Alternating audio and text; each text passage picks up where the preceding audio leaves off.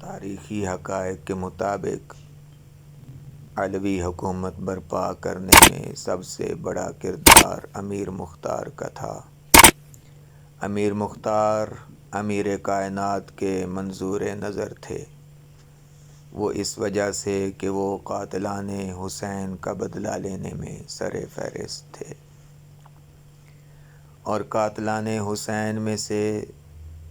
سر فہرست جس ملعون کا نام آتا ہے وہ شمر ابن ذوالجوشن ہے، جس نے حسین کے سر کاٹنے میں سب سے بڑا کردار ادا کیا، اور اس کو قتل کرنے کے لیے امیر مختار کے شانہ بشانہ جو کھڑے تھے وہ کیسان ابو عمرہ تھے۔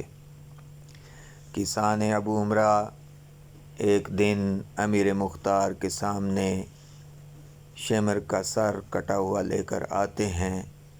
امیر مختار کے سامنے خوشی کا اظہار کرتے ہیں اور فرماتے ہیں کہ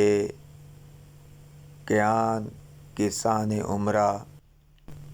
یعنی قاتلان حسین علیہ السلام کے لیے ملک الموت ہے۔ کیسان ابو عمرہ امیر مختار کے شانہ بشانہ کھڑے رہے اور آخر دم تک امیر مختار کا ساتھ دیتے رہے، یہاں تک کہ جام شہادت نوش فرمایا۔